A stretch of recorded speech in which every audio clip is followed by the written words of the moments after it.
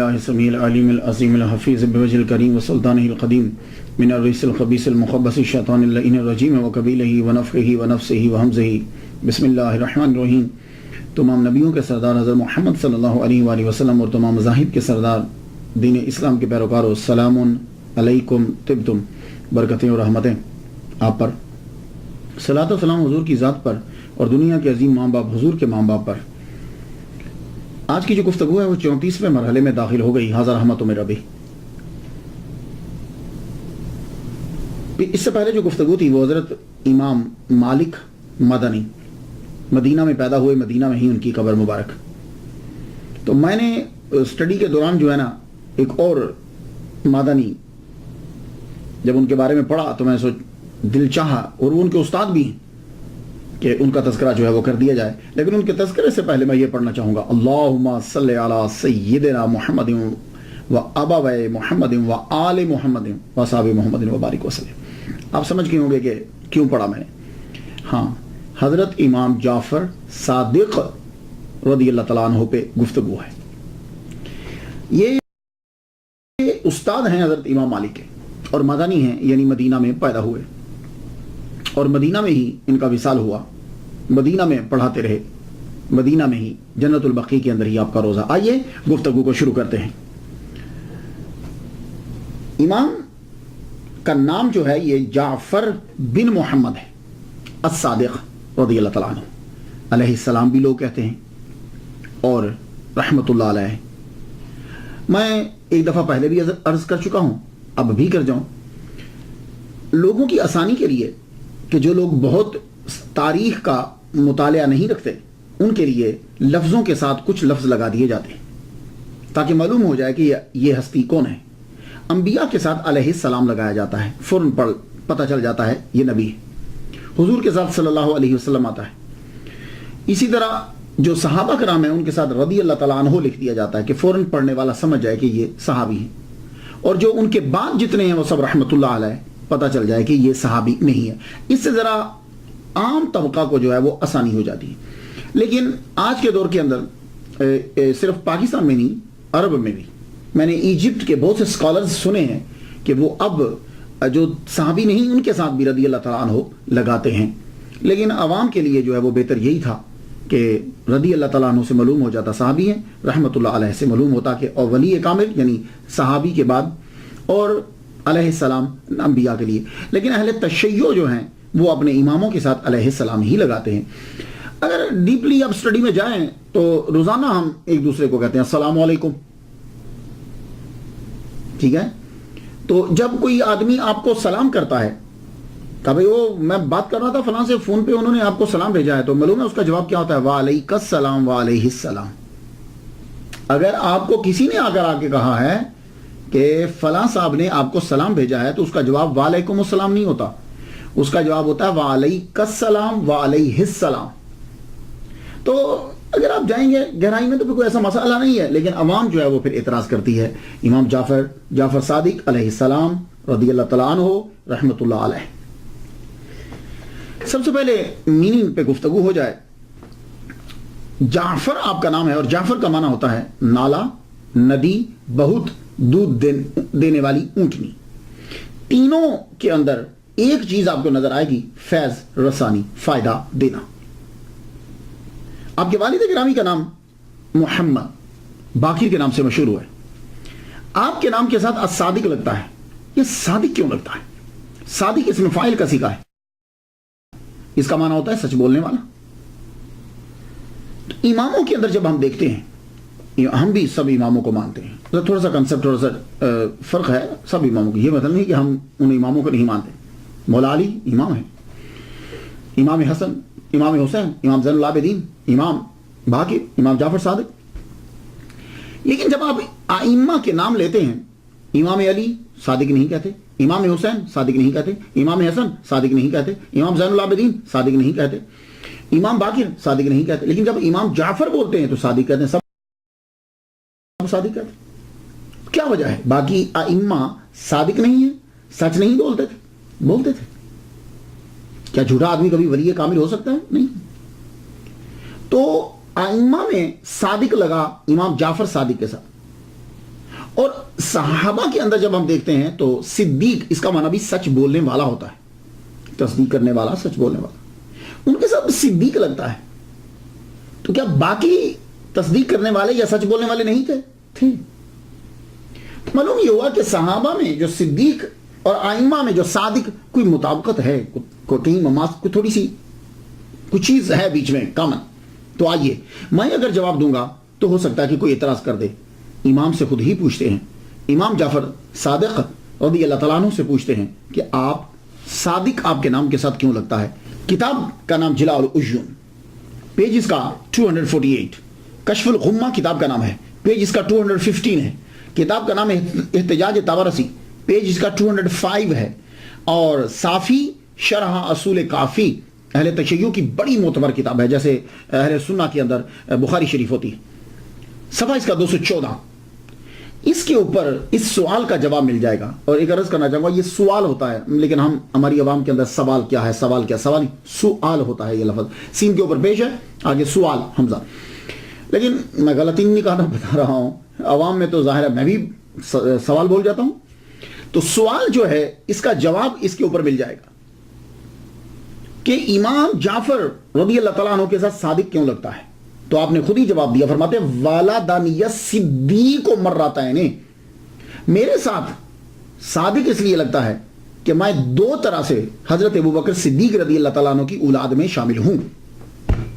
اللہ اکبر جل شان. کتابیں میں نے آپ کو بتا دی، احتجاج طبرسی، کشف الغمہ آپ کو میں نے بتایا، اور جلاء العیون میں نے آپ کو بتائی، صافی شرح اصول کافی، شرح اصول کافی میں نے آپ کو بتا دی. ان کتب کے اندر اہل تشیع کی کتابیں.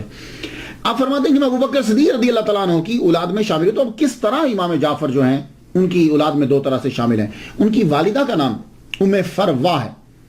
تو اکثر جب آپ چھوٹی کتابیں پڑھیں گے، یہ جو وائزوں کی کتابیں ہیں یا عام کتاب، اس کے اندر وہ جو واؤ ہے نا، وہ کچھ ایسی لکھی ہے کہ دال لگتی ہے. میں بھی ایک دفعہ شروع میں جب میں نے پڑھا تو میں بھی اس کو فردہ ہی پڑھ گیا، تو وہ واؤ کلیئر کر کے نہیں لکھی ہوئی. تو یہ یاد رکھیے گا، آپ کی والدہ محترمہ کا نام ام فروا ہے، واہ ہے ام فروا. تو ام فروا جو ہیں یہ بیٹی ہیں حضرت آسما جو ہیں وہ بیٹی ہیں عبد الرحمن کی، عبد الرحمن جو ہیں وہ بیٹے ہیں حضرت ابوبکر صدیق رضی اللہ تعالیٰ عنہ. ام فروا کے ابا کا نام قاسم بیٹے محمد کے، محمد بیٹے حضرت ابوبکر صدیق رضی اللہ تعالیٰ عنہ کی. تو گویا کہ حضرت قاسم اور حضرت آسما کزنز آپس میں، دونوں کی شادی ہوئی، اور دونوں کے جو باپ ہیں وہ آپس میں بھائی ہیں، عبد الرحمن اور محمد دونوں بھائی ہیں. اس طریقے سے حضرت ام فروا حضرت ابوبکر صدیق رضی اللہ تعالیٰ عنہ کی پڑپوتی ہی ہے. اب آپ سمجھ گئے کہ دو طرح سے کیسے داخل ہیں. تو اب یہ بھی سمجھ میں آ گیا ہوگا کہ آپ کے ساتھ صادق کیوں ہے. ولادت جو ہے حضرت امام جعفر صادق، یہ بھی ذرا ذہن نشین کرنا ہے سب نے. امام جعفر صادق رضی اللہ تعالیٰ عنہ کی جو ولادت ہے وہ 17 ربیع الاول 83 ہجری میں ہے، اور آپ کا وصال 15 شوال یا 25 شوال، یہ شوال واؤ کے اوپر شب پڑھنا ہے، زور دینا ہے، 15 شوال یا 25 شوال کو جو ہے وہ آپ کا وصال ہوا ہے 148 ہجری کے اندر. تو ٹوٹل گویا کہ زندگی آپ نے 65 بہاریں جو ہیں وہ زمین کے اوپر گزاری، 65 سال آپ نے زندگی گزاری زمین کے اوپر. تو یہاں دو چیزیں نوٹ کیجئے، ولادت ربیع الاول میں، وصال شوال میں. تو گویا کہ دونوں چیزیں ہوتی ہیں، ولی کامل کی یا پیدائش ہوتی ہے یا اس کا وصال ہوتا ہے. تو دونوں میں سے کوئی چیز بھی رجب کے اندر نہیں ہے. تو 22 رجب کے اندر مرجب میں جو کنڈے کیے جاتے ہیں، اب نہ ان کی پیدائش ہے نہ ان کا وصال ہے. تو ایک دن ایسے ہی ذہن میں اٹھا کہ یا تو ہم پیدائش پہ کرتے ہیں یا وصال پہ کرتے ہیں، تو یہ امام جعفر صادق کے کنڈے کیا ہیں؟ تو میں نے پھر ایک صاحب یہاں حر شبیری صاحب ہوتے ہیں، وہ تھے نہیں، تو ان کا ایک دوست کینیڈا میں ہوتے ہیں، وہ اہل تشیع کے بڑے عالم ہیں. میں نے ان سے فون کر کے پوچھا کہ یہ کنڈے جو رجب کے اندر آپ امام جعفر صادق کا کوئی تعلق ہے؟ کہنے لگے امام جعفر صادق رضی اللہ تعالیٰ عنہ کا رجب کے ساتھ کوئی تعلق نہیں ہے. ویسے آپ نہ کہیں جی رجب میں مولا علی پیدا ہوئے یا نہیں، ویسے ان کا ذاتی پرسنل کیا ہے؟ تو پرسنل نہ پیدائش نہ وہ. تو پھر میں نے ان سے پوچھا کہ یہ پھر ختم کنڈے کیا ہوتے ہیں؟ تو انہوں نے یہ کہا کہ ہندوستان کے اندر جب بہت ساری لڑائی تھی تو خیر سگالی کے طور پر جو ہے نا وہ اس کو پیدا کیا گیا تاکہ خیر سگالی ہو، آپس میں ایک دوسرے کے ساتھ بیٹھیں اور کھائیں پیئیں. میں نے کہا اچھا. تو آپ یاد رکھیے ختمہ بلا دیں امام جعفر صادق کسی بھی مہینے میں کسی بھی دن ان کی غلامی ہمارے لیے باعث فخر ہے. ان کو فاتحہ کرنا ہمارے لیے بخشش کا سبب ہے. تو فاتحہ جب بھی کیجئے، لیکن یہ یاد رکھیے گا کہ رجب کے اندر کوئی خاص ان کے ساتھ نہیں ہے، ویسے ہی کر دیا گیا۔ اب آ جائیے امام جعفر صادق رضی اللہ تعالیٰ عنہ کے ابتدائی حالات۔ امام جعفر صادق رضی اللہ تعالیٰ عنہ پیدا ہوئے حضرت امام باقر رضی اللہ تعالیٰ عنہ کے گھر میں۔ حضرت امام باقر رضی اللہ تعالیٰ عنہ بیٹے ہیں حضرت امام زین العابدین رضی اللہ تعالیٰ عنہ کے۔ تو جس دن حضرت امام جعفر صادق صدر ربیع الاول کو پیدا ہوئے تو امام باقر جو ہیں بہت بڑے اسکالر، بڑے علامہ ہیں اور مدینہ میں پڑھایا کرتے تھے، تو آپ شاید پڑھانے میں مصروف ہوں گے یا کہیں گئے ہوں گے۔ دایا نے سیدھا جا کے خبر دی حضرت زین العابدین کو۔ زین العابدین بیٹے ہیں حضرت امام حسین کے، کربلا کے اندر یہ شریف دادا چلتے ہوئے آئے، تیزی سے چلتے ہوئے آئے۔ گھر میں جب پہنچے بیٹے کو لیا، دایا جس نے خوشخبری دی تھی دیکھا تو اس وقت جیب میں صرف 5 دینار تھے۔ سید تو سب لٹا دیتے ہیں، تب اتنے ہی ہوں گے، فوراً سے اسے سب نکال کے سب دے دی، کہا یہی ہے اس وقت۔ آپ نے اپنے پوتے کو اپنی گودی میں لیا۔ یقیناً میرا وجدان کہتا ہے کہ ابھی تک تو خیر میں نے کہیں پڑھا نہیں، میرا وجدان یہ کہتا ہے کہ حضرت امام جعفر صادق رضی اللہ تعالیٰ عنہ کے کان میں اذان یقیناً حضرت امام زین العابدین نے دی ہوگی۔ اب یہ پرورش پانے لگے۔ حضرت امام جعفر صادق رضی اللہ تعالیٰ عنہ کی فیملی جو ہے وہ اسی گھر میں رہتی تھی جس گھر میں امام حسین رضی اللہ تعالیٰ عنہ رہتے تھے۔ یہ مدینہ کے بالکل قریب، مدینہ کے اندر۔ حضرت امام باقر علیہ السلام پڑھایا کرتے تھے مسجد نبوی کے اندر، اور لوگ جو ہیں وہ ان کے لیکچرز کو جو ہے وہ سنا کرتے تھے۔ بہت بڑے بڑے نام ہیں جن لوگوں نے ان کی کلاسز کو اٹینڈ کیا ہے۔ بچے جو ہیں وہ آپ کی زوجہ جو ہیں ام فروا، انہیں یہ معلوم ہوا کہ چیچک کی وبا پھیل گئی، تو آپ مدینہ سے بچے لے کے گاؤں چلی گئی۔ جب گاؤں میں پہنچی تو وہاں خود ان کو چیچک ہو گیا، وہاں سے پھر اپنے بچوں کو آگے بھیج دیا حضرت امام جعفر صادق۔ حضرت امام باقر رضی اللہ تعالیٰ عنہ کو پتہ چلا کہ میری بیوی بیمار ہو گئی، تو حضور کے روضہ پہ پہنچے، وہاں جا کر دعا مانگی۔ دعا مانگنے کے بعد آپ اپنی زوجہ کے پاس پہنچے، وہ کہنے لگی آپ چلے جائیے، میں نے بچوں کو بھیج دیا، آپ بھی چلے جائیں، آپ کو کہیں بیماری لگ نہ جائے۔ فرمان لگے نہ یہ بیماری مجھے لگے گی نہ یہ تیرے اندر رہے گی، میں نے دعا کی ہے اللہ تعالیٰ تجھے شفا عطا فرمائے۔ محمد مصطفیٰ صلی اللہ علیہ وآلہ وسلم کہ روزہ اطہر پر جو دعا مانگ کے گئے اس دعا کا اثر ہوا۔ یہ امام باقر کی کرامت ہے، اتنی عمر کے اندر چیچک جب لگ جاتا ہے تو پھر جاتا نہیں ہے۔ ام فروا ٹھیک ہونے لگ گئی، جب یہ مکمل ٹھیک ہو گئی تو واپس پھر بچے لے کے مدینہ میں آ گئے۔ حضرت امام جعفر صادق گھرانہ ہی ایسا عظیم ہے کہ ایک ایک لمحے جو ہے وہ تعلیم مل رہی ہے، ماں سے، باپ سے، دادا سے، ایک ایک لمحے کے لیے۔ لیکن پھر بھی کچھ روایات ہوتی ہیں، 5 سال کی عمر میں بچہ جو ہے وہ ذرا ہوش سنبھال لیتا۔ سب سے پہلے استاد امام جعفر صادق کہ وہ حضرت زین العابدین ہیں، آپ کے دادا ہیں۔ 15 سال جو ہیں آپ ان کی زندگی میں جیے ہیں۔ جب 15 سال کے حضرت امام جعفر صادق ہوئے تو زین العابدین دنیا سے رخصت ہو گئے۔ تو 15 میں سے اگر 5 سال بچپن کے نکال دیجئے تو باقی 10 سال تو اپنے دادا سے پڑھا۔ تو حضرت زین العابدین سے روحانیت ملی۔ زین العابدین ان کا نام بتاتا ہے کہ عبادت کرنے والوں کے لیے زینت ہے، اور اس کے علاوہ تعلیم بھی لی۔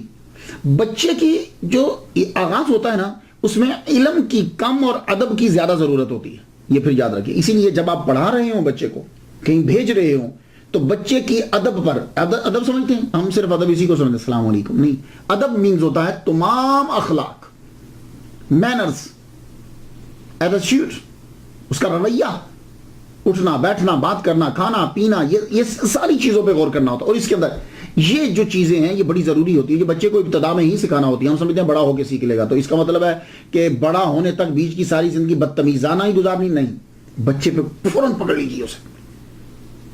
اب آپ اپنے دادا سے کیا سیکھ رہے ہیں؟ آپ سمجھتے ہیں کہ حضرت زین العابدین صرف نمازیں پڑھتے تھے؟ نہیں، آپ نے 1300 سال قبل ایک ٹاپ کا رسالہ لکھا، صحیفہ سجادیہ بھی ہے اور رسالۃ الحقوق بھی ہے۔ رسالۃ الحقوق کے اندر جو ہے وہ چیپٹر ہے جس میں ٹیچرز کے جو ہیں وہ اپنے حقوق لکھے، آداب لکھے۔ میں چند آپ کی نظر کر دوں، آپ اپنے پوتے کو پڑھا رہے ہیں کہ استاد کے آداب کیا ہوتے ہیں۔ استاد باپ کے برابر ہوتا ہے، یہ یاد رکھیے گا، بلکہ استاد باپ سے بھی افضل ہوتا ہے۔ تو پڑھاتے جب استاد پڑھا رہا ہو. اب سنیے ذرا کیا سبق دیا جا رہا ہے حضرت امام زین العابدین کی طرف سے. جب استاد پڑھا رہا ہو تو نظریں اس کے چہرے پہ گاڑ کے رکھو, ان کی طرف دیکھو, ادھر ادھر مت دیکھو, تاکہ ان کی بات کو اچھے طریقے سے سمجھ سکو. جب سیکھ رہے ہو تو استاد کے متعلق اپنے دل کو صاف کر لو. استاد سے غیبت, بغض, دشمنی, نفرت, حقارت نہ آئے. صاف دل ہو تو اسے پڑھو. استاد کی آواز سے اپنی آواز بلند مت کرو. جب استاد پڑھا رہے ہو تو آواز بلند مت کرو, خاموشی سے ان کی بات کو غور سے سنو. جب استاد سوال اور جواب میں مصروف ہوں, کسی سے پوچھ رہے ہیں یا بتا رہے ہیں, تو پھر تم بیچ میں بات مت کرو.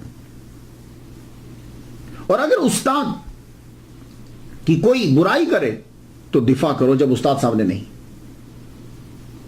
اب بتائیے جا کے دنیا کو کہ دیکھیے آج تو 1300 سال قبل جو ہے وہ ٹیچرز کے حقوق کیا آج یہ ہیں. میں امریکہ میں کلاسز میں دیکھتا ہوں کوئی ادب و ادب ہے ہی نہیں. اور ان اسکولوں کا اثر یہ ہوتا ہے کہ بچے مدرسے میں آ کر, مسجد میں آ کر بھی ادب نہیں کرتے, بلکہ امریکہ کے مولویوں کو بچوں کا ادب کرنا پڑتا ہے. ہاں, وہ اسی چیز کے عادی ہوتے ہیں. پر صادق نے اپنے دادا سے سیکھا. اس کے بعد ان کے دوسرے استاد آپ کے والد گرامی ہیں حضرت امام باقر رضی اللہ تعالیٰ. امام جعفر صادق خود کہتے ہیں کہ مجھے ٹین ایج کے اندر میرے والد گرامی حضرت امام باقر نے فلسفی, physics, Greek ethics, theology and law, jurisprudence, science, mathematics, یہ مجھے ٹین ایج کے اندر پڑھا دی انہوں نے.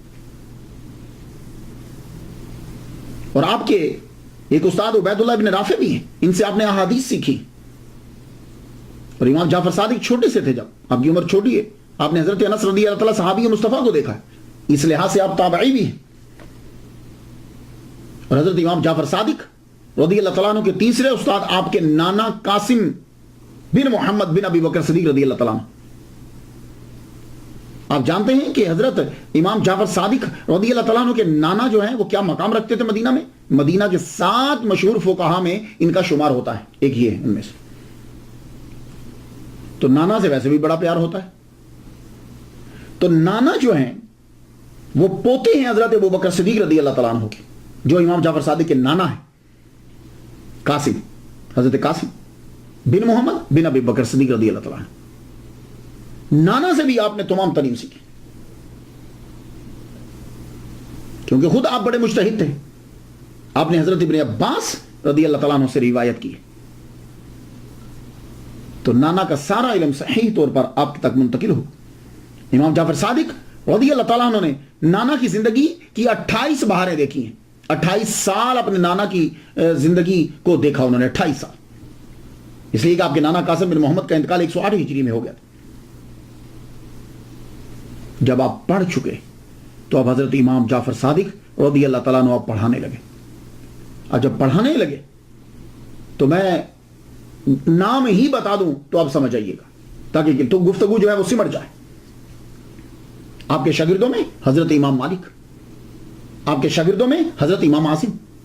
امام اعظم, یہ امام مالک یہ بھی ایک فقہ کے فاؤنڈر ہیں, ایک سکول کے فاؤنڈر ہیں. امام اعظم حنفی فقہ کے فاؤنڈر ہیں. حضرت سفیان ثوری یہ بھی امام مانے جاتے ہیں. بعد میں ان کی چیزیں چونکہ ملی نہیں, کتابیں جو مدون تھیں, ورنہ یہ بھی 5ویں امام تسلیم کیے گئے. حضرت سفیان ثوری آپ کے شاگرد, ہشام بن الحکم آپ کے شاگرد, عمر بن عبدالعزیز بارہا آپ کے لیکچرز اٹینڈ کیے انہوں نے. تو اس سے اندازہ لگا لیجئے کہ یہ کتنے پائے کہ حضرت امام جعفر صادق رضی اللہ تعالیٰ عنہ استاد ہے. حضرت امام مالک آپ کے جو شاگرد ہیں یہ بتاتے ہیں کہ میں جب بھی ملنے کے لیے جاتا تو میرے استاد محترم حضرت امام جعفر صادق رضی اللہ تعالیٰ عنہ آپ نے اپنے 24 گھنٹے کو ڈیوائڈ کیا ہوا تھا, تقسیم کیا تھا. پڑھاتے تھے, تدریس, جب ٹائم بچتا روزے میں تو خیر رہتے ہی تھے, دن میں نماز میں ہوتے, قرآن کی تلاوت میں رہتے. اور جب کبھی کوئی آ جاتا تو چہرے پہ مسکراہٹ ہوتی. اور اگر کوئی دین کا عالم آ جاتا کہ جس نے دین سیکھا ہے تو آپ اپنی جگہ سے اٹھ جاتے اور اسے جگہ دیتے. یہ قدر ہونا ضروری ہے معاشرے کے اندر. پیر کرم شاہ صاحب نام سنا آپ نے؟ پیر کرم, میں ان کے صاحبزادگان سے تو ملا ہوں, سب سے مل چکا ہوں, کئی دفعہ جلسہ ان کے ساتھ تقریریں کر چکا ہوں جو پاکستان میں تھا, یہاں بھی کی ہیں. امین الحسن شاہ صاحب تشریف لائے تھے. پیر کرم شاہ صاحب کے بارے میں نے ان کے شاگردوں سے سنا, اور آپ کا یہ طریقہ تھا کوئی بھی آ جاتا, چھوٹا سا کوئی مسجد کا عام خطیب بھی ہے, تو آپ اس کا احترام کرتے, اور جب وہ جاتا تو آپ اٹھ کے باہر تک چھوڑنے کے لیے جاتا. کیا اس سے کوئی فرق پڑتا ہے؟ نہیں, کوئی فرق نہیں پڑتا. جب آپ دوسرے کی عزت کریں گے آپ کی عزت بڑھے گی. لیکن آج کل آپ چلے جائیے, سارے مولوی بیٹھے ہوئے ہوں گے, دوسرے کی عزت ہی نہیں کریں گے, کسی کا نام لینا گوارا نہیں کریں گے. جب تک تصوف نہ آئے علم کا فائدہ ہی کوئی نہیں. تو امام جعفر صادق علم جو پھیلا رہا ہے, علم جس نے سیکھا ہے اس کی قدر کرتے, جگہ چھوڑ دیتے. حضرت سفیان ثوری رحمۃ اللہ علیہ اپنے استاد کے بارے میں کہتے ہیں, یہ بھی ان کے شاگرد ہیں. میں خود باتیں بیان نہیں کر رہا, ان سے جو ان کے شاگردوں سے ہیں, تاکہ بات کے اندر اور مضبوطی آ جائے. حضرت سفیان ثوری رحمۃ اللہ علیہ بہت زبردست بزرگ ہیں, زاہد بھی ہیں اور فقہ کے ماہر بھی. آپ اپنے استاد کے بارے میں کہتے ہیں کہ ایک دن مجھے کہنے لگے, یا سفیان, اللہ تم کو کوئی نعمت دے اور تو چاہے کہ ہمیشہ یہ نعمت تیرے پاس رہے, تو پھر تو ہمیشہ شکر ادا کر, کیونکہ اللہ تعالیٰ نے قرآن مجید میں یہ کہا ہے, سورہ ابراہیم آیت نمبر 7 ہے, لَإِن شَكَرْتُمْ لَأَزِيدَنَّكُمْ, اگر تم شکر کرو گے تو ہم ضرور بر ضرور بڑھا دیں گے. یہ لام تقید اور بنون سکیلا, لَأَزِيدَنَّكُمْ, یہ لام تقید اور نون سکیلا, اس کا معنی ضرور بر ضرور, آسان لفظوں میں. اور فرمایا جب اللہ رزق دے تو استغفار بڑھا دو. اگر کبھی دیکھتے ہو کہ رزق ملا ہے اور کم نہ ہو جائے, بڑھتا جائے, تو رزق اور اولاد کے لیے فرماتے ہیں استغفار بڑھا دو, کیونکہ اللہ تعالیٰ نے قرآن مجید میں فرمایا فَقُلْتُ اسْتَغْفِرُوا رَبَّكُمْ إِنَّهُ كَانَ غَفَّارًا يُرْسِلِ السَّمَاءَ عَلَيْكُمْ مِدْرَارًا وَيُمْدِدْكُمْ رَبُّكُمْ بِأَمْوَالٍ وَبَنِينَ. سورہ نوح, سورہ نوح کے اندر یہ نوح علیہ السلام نے کہا تھا, رب اپنے رب کا استغفار کرو اپنے رب سے, وہ غفار ہے, آسمان سے موسلادھار پانی برسائے گا, بارش کرے گا, اور کیا کرے گا, اموال اور بنین, مال اور بیٹے بڑھا دے گا, مدد کرے گا تمہاری ان کے ذریعے سے. تو فرمایا استغفار کرو جب محنت, جب رزق کو بڑھانا ہو. اور یا سفیان, اگر بادشاہ یا کوئی دوسرا تیرے ساتھ ظلم کرے اور تو اس کے ظلم سے بچنا چاہتا ہے, تو پھر لا حول ولا قوت الا باللہ العلی العظیم, العلی العظیم, اس کا وظیفہ جو ہے وہ بڑھا دے. یہ خوشی کی چابی ہے اور جنت کے خزانوں میں سے ایک خزانہ ہے. تو آپ لوگ بھی سب یاد رکھیے, یہ 3 چیزیں جو ہیں لازمی کر لیجئے دن کے وظیفے کے اندر, جتنے لوگ مجھے سن رہے ہیں. آپ پھر دیکھیے کتنی تبدیلی آتی ہے آپ کی لائف کے اندر.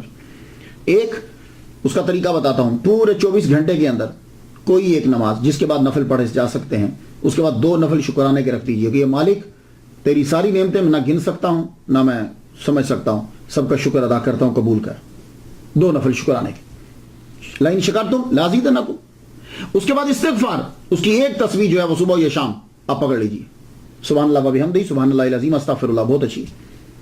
تیسرا جو ہے لا حول ولا قوت, اس کے لیے میں کہ سبحان اللہ والحمدللہ, تیسرا کلمہ پورا 100 مرتبہ جو ہے 101 مرتبہ پڑھ دیجیے, تینوں چیزیں اندر آ جائیں. دیکھیے پھر لائف میں تبدیلی کیسے آتی.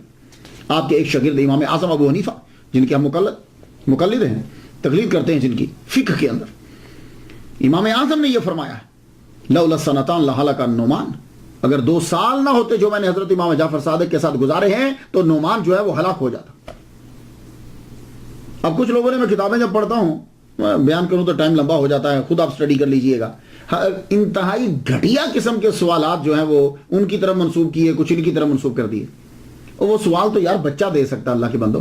حضرت امام جعفر صادق اور حضرت امام اعظم سے یہ توقع ہو گئی, چھوٹے چھوٹے سوال, آنکھ میں پانی جو ہے نمکین کیوں ہوتا ہے, کیا ہے یار. یہ جملہ ہی کافی ہے ان کے مقام کے لیے اور ان کے ادب کے لیے, کہ 2 سال اگر میں نے ان کے ساتھ نہ گزارے ہوتے تو نعمان ہلاک ہو جاتا. بھئی یہ اتنا جملہ ہی کافی. اللہ اکبر. اب ان کی حقارت ثابت کرنے کے لیے, حقیر کرنے کے لیے عجیب قسم کے سوال ہیں. حضرت با یزید بسطامی بھی ان کے شاگرد ہیں, حضرت امام جعفر صادق رضی اللہ تعالیٰ عنہ کے. با یزید بسطامی تو جب سے ان کے پاس آئے, یہ ان کے ٹاپک میں آپ جا کے پڑھ لیجئے گا, ان کی ملاقات ثابت ہے. جب آئے تو آپ اتنا ادب کرتے تھے کہ استاد کے پاؤں مبارک سے اوپر چہرہ ہی نہیں اٹھاتے تھے. ایک مرتبہ حضرت امام جعفر صادق رضی اللہ تعالیٰ عنہ نے کہا با یزید سے, جاؤ وہ طاق سے ذرا چیز تو پکڑانا. کہا حضور طاق کدھر ہے؟ فرمانے لگے اتنے سال ہو گئے تمہیں طاق کا نہیں پتہ چلا؟ کہنے لگے حضور میں جب سے آیا ہوں میں نے کبھی آپ کے پاؤں مبارک سے اپنی نظریں اٹھا کے اوپر نہیں دیکھی. انہوں نے فرمایا جاؤ با یزید تیرا کام پورا ہو گیا, اب جاؤ جا کے تبلیغ کرو, تو تم مکمل ہو گیا کام. تو بایزید بستامی بھی ان کے شاگرد. تو بس شاگردوں سے اندازہ لگا لیجئے کہ استاد کا مقام کیا ہے. ایک ان کے شاگرد ہشام بن الحکم ہے. انہوں نے امام جعفر صادق رضی اللہ تعالیٰ عنہ سے علم مناظرہ سیکھا ہے. تو امام جعفر صادق علم مناظرہ کے اندر بھی ٹاپ کے تھے. اس کی ایک مثال دے دیتا ہوں. ہشام سے کسی نے آ کر پوچھا تم خدا پہ یقین رکھتے ہو؟ کہاں تمہارا خدا ہے؟ کہاں ہاں. تو کہا کیا تمہارا خدا جو ہے وہ اس انڈے میں، وہ انڈا تو اس انڈے کے اندر بغیر اس انڈے کو بڑا کیے، بڑا نہ کرے، وہ ساری کائنات زمین و آسمان اس کے اندر ڈال سکتا ہے، فکس کر سکتا ہے؟ آپ تب پڑھ رہے تھے. حضرت امام جعفر صادق رضی اللہ تعالیٰ عنہ کے پاس پہنچے. شام ہو چکی تب، سورج ڈوب گیا تھا. سوال پوچھے، آپ نے فرمایا آرام کرو، صبح جواب دیں گے جب سورج نکل آئے گا. رات سوئے، صبح سورج نکلا، گئے. امام نے فرمایا جاؤ ہمارے گھر کی چھت پہ ذرا جانا، چھت پہ چاروں طرف دیکھنا اور جو نظر آئے یاد رکھنا. اوپر گئے ہشام بن الحکم، چاروں طرف دیکھا، نیچے آ گئے. آپ نے فرمایا کیا دیکھا؟ کہا حضور میں نے اونٹ دیکھا، پہاڑ دیکھے، میدان دیکھا، جانور دیکھے، میں نے مواشی دیکھے، جس کو مویشی کہتے ہیں، مواشی دیکھے، میں نے انسان دیکھے، مکانات دیکھے، درخت دیکھے. فرمانے لگے تو کس شے کے ساتھ دیکھے؟ کہا حضور آنکھ کے ساتھ. کہا پوری آنکھ کے ساتھ؟ کہا نہیں حضور یہ آنکھ کے اندر جو ہے نا وہ چھوٹا سا نقطہ وہ دیکھتا ہے. فرمانے لگے یہ اونٹ تم نے اس سے دیکھا؟ فرمایا تیرا جواب آ گیا اسی بات کے اندر. آنکھ کے اندر چھوٹا سا نقطہ ہے، یہ یاد رکھیے گا. تو فرمانے لگے کہ اللہ تعالیٰ نے یہ پیدا کی ہے آنکھ، اور اونٹ بھی اس کے اندر آیا، پہاڑ بھی اس کے اندر آئے، زمین بھی اس کے اندر آئی، مکانات بھی اس کے اندر آئے، درخت بھی اس کے اندر آئے. تو جو کائنات کا مالک اس آنکھ کے چھوٹے سے نقطے میں بغیر اس کو بڑا کیے اس چیز کو اس کے اندر بند کر سکتا ہے، تو وہ رب قادر ہے اس بات کے اوپر کہ انڈے کو بڑا کیے بنا زمین و آسمان اس کے اندر جو ہے فکس کر دیں. سبحان اللہ، کیا کہنے. تو امام جو کے ایک اور شاگرد دنیا کے اندر بڑے مشہور ہوئے، جابر بن حیان.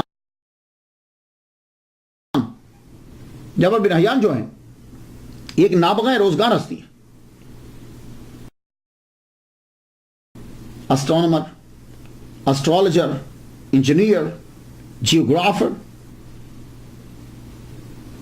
Philosopher, physicist, pharmacist, physician, chemist, alchemist. اور جب بھی کبھی گفتگو ہوتی تو امام جعفر صادق کا نام ضرور لیتے. کہتے یہ چیز میرے استاد امام جعفر صادق نے مجھے سکھائی. جب کیلشیم کا ذکر ہوتا، جس کو کیلشیم کہتے ہیں ہم اپنی کیلشیم کا ذکر کرتے، جب ایویپوریشن کا ذکر کرتے،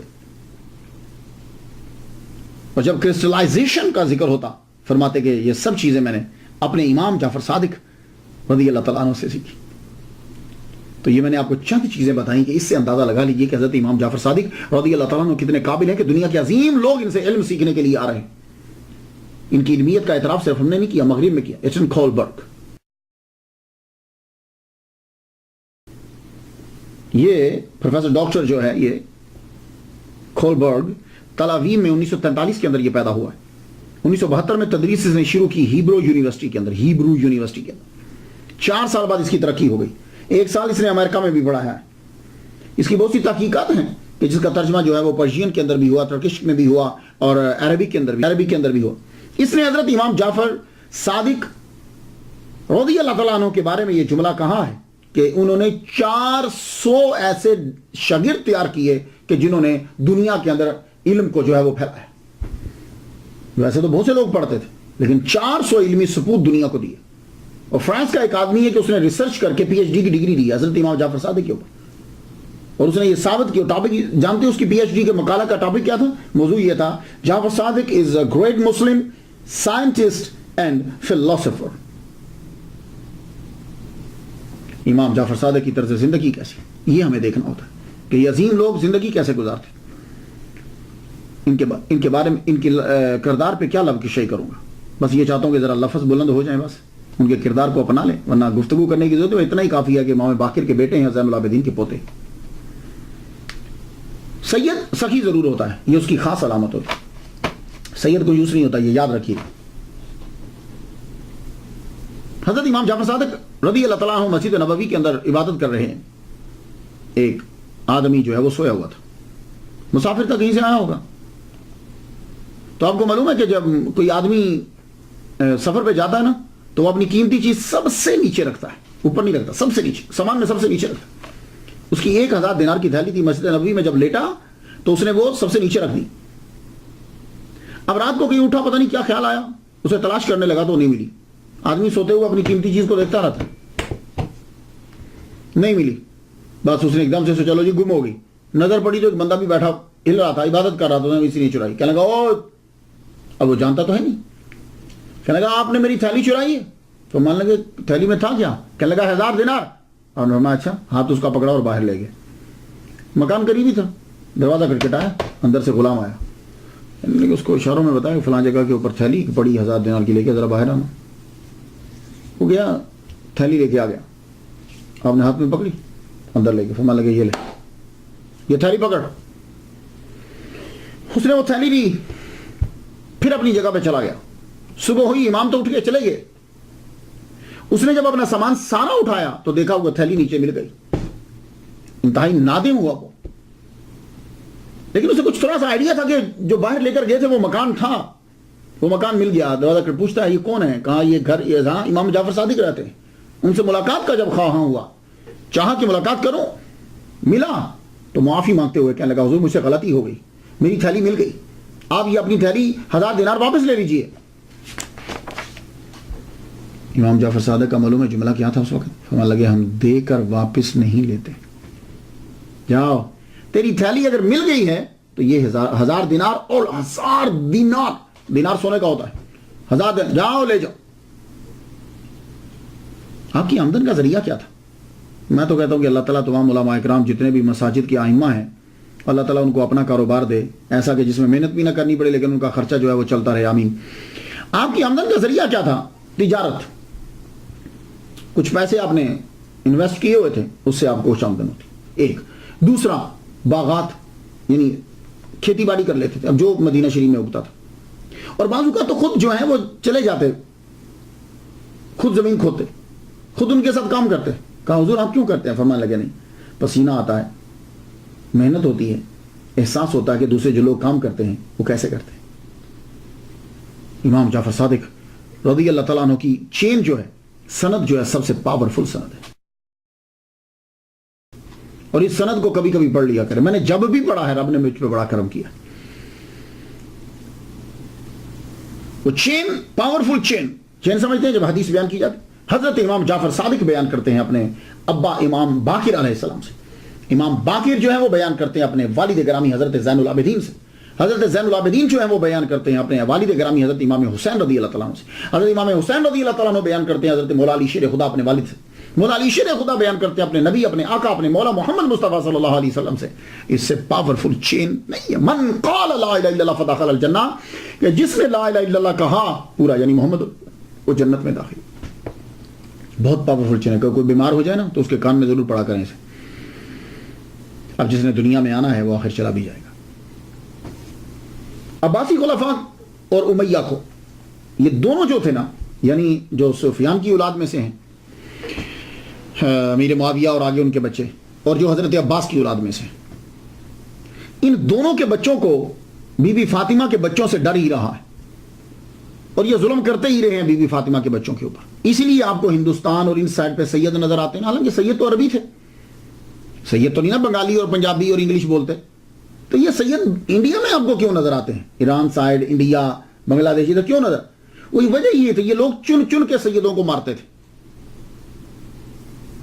اور ڈر یہی رہتا تھا کہ لوگوں کی عقیدت جو ہے وہ سادات کے ساتھ, سید جو ہیں, اسیاد جو ہیں, سیاد جو ہیں, ان کے ساتھ زیادہ ہیں. تو کسی نہ کسی طرح حضرت امام جعفر صادق رضی اللہ تعالیٰ عنہ کو بھی تنگ کرتا رہتا تھا خلیفہ.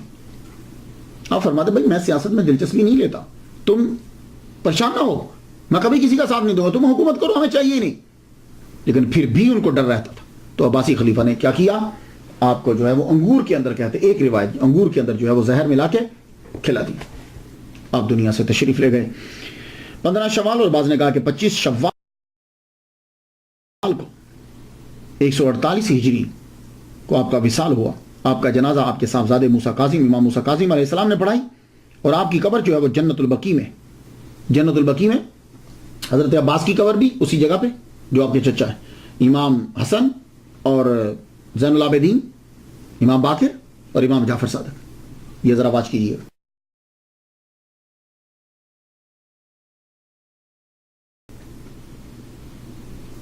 1925 سے پہلے پورا اوپر مزار بنا ہوا تھا، گنبد ہے، اوپر گنبد ہے اور اس کے اندر قبریں ہیں حضور کی فیملی. پھر ذرا آواز کیجیے، یہ نمبر 2 جو ہے.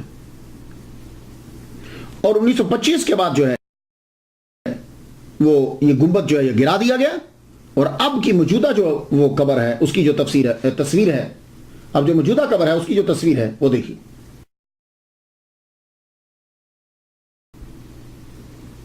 اب اس کے اوپر جو ہے وہ کچھ نہیں، لیکن قبر اب بھی ہے. حضرت امام جعفر صادق رضی اللہ تعالیٰ عنہ، آپ کا جو ہے وہ روزہ اطہر جو ہے وہ جنت البقی میں مدینہ شریف میں مسجد نبی کے قریب، اللہ تعالیٰ کروڑوں اور رحمتیں ان پر نازل فرمائے، اور ان کے صدقے سے یا اللہ تعالیٰ ہم پر بھی رحمت نازل فرمائے. میں تو ان کے لیے فاتحہ پڑھ چکا، آپ بھی ضرور فاتحہ پڑھ دیجیے گا. اجازت دیجیے، وآخر دعوانا الحمدللہ رب العالمین.